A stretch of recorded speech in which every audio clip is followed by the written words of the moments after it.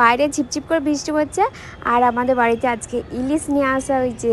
তো বাড়ি থেকে সবাই বললো যে হালকা বেগুনের মানে ইলিশ দিয়ে যে ঝোলটা হয় না সেটা করতে। তো আমি সেটা তো জানি না, তো কি করব, আমার মাথায় একটা বুদ্ধি এলো। এখনকার তো ইউটিউবের যুগ, তো ইউটিউব থেকে আমি সার্চ করে মানে দেখে নিচ্ছি যে আমি কি করে হালকা করে বেগুন দিয়ে ইলিশ মাছ দিয়ে ঝোল করব।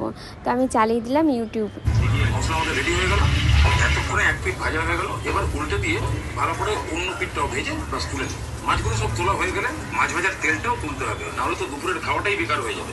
তারপরে সেই কড়াইতেই কালো জিরে ফোড়ন আর কাঁচা লঙ্কা দিয়ে দিন। ওনার ভিডিও আমি মানে প্রচণ্ড পরিমাণে দেখি, কাকুটা বিশাল সুন্দর রান্না করে। তো ওনার দেখে দেখে আমি সব রেডি করে নিলাম। দেখো এদিকে জিরে লঙ্কা বাটবো, আর এদিকে আলু ভেজে নিয়েছি, এদিকে বেগুন ভাজি, মাছটা ভাজা হয়ে গেছে। তা ওনার মতন দেখি কেমন মানে আজকে টেস্ট হয়। তো আমার সব কিছু জল দেওয়া কমপ্লিট, জাস্ট মাছটা দিচ্ছি, ফুটিয়ে নামিয়ে নেবো। তো আমার রান্না কেমন লাগলো তোমাদের, আমার নয় ওনার দেখে দেখে। যাই হোক, তোমরা এইভাবে কে কে করো ইউটিউব দেখে রান্না আমার মতো? তো তোমাদের বলছি, যারা আমার ভিডিওটা কমপ্লিট দেখেছে থ্যাংক ইউ। আর এইভাবে দেখতে থাকো, আর পেজটাকে ফলো করে দিও, সাপোর্ট করো, এইভাবে রান্না করতে থাকো আমার মতো।